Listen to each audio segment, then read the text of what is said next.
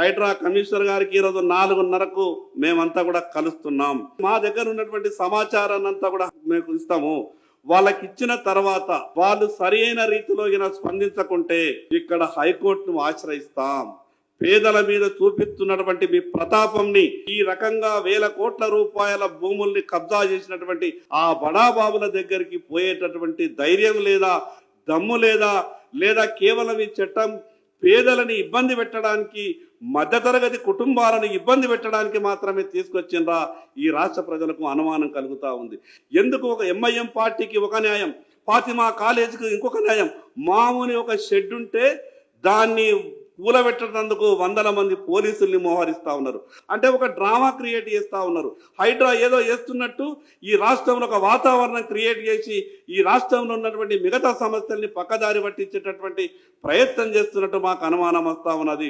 ఖచ్చితంగా రేపటి నుండి భారతీయ జనతా పార్టీ శాసనసభ్యులం ఒక్కొక్క చెరువు దగ్గరికి వెళ్ళి గతంలో ఉన్నటువంటి రికార్డులన్నీ కూడా ఇప్పటికే మేము తీస్తున్నాం. ఒక్క చెరువుకు ఒక్కొక్క ఎమ్మెల్యేని బాధ్యతగా పెట్టి అక్కడ ఉన్నటువంటి పరిస్థితులంతా కూడా పూర్తిగా అధ్యయనం చేసి పేపర్తో సహా ఉన్నటువంటి డాక్యుమెంటేషన్ ఎవిడెన్స్తో సహా హైడ్రా అధికారులకు ఇస్తాం. సరి అయిన సమయంలో నిర్ణయం తీసుకోకపోతే మేము హైకోర్టును ఆశ్రయిస్తాం. చివరిగా భారతీయ జనతా పార్టీ తరఫున ఈ ప్రభుత్వానికి డిమాండ్ చేస్తా ఉన్నాం.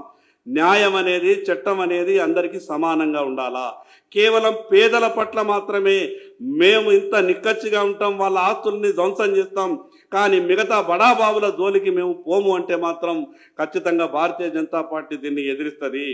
దీంట్లో గత ప్రభుత్వంలో ఏ అధికారులైతే ఈ ఎఫ్టీఎల్ ఫిక్స్ చేసి ఎన్ఓసీలు ఇచ్చిండ్రో, ఎక్కడికి వెళ్ళిండ్రో అధికారులు, ఒక్క ఇరిగేషన్ అధికారి సంతకం లేదు దీని మీద.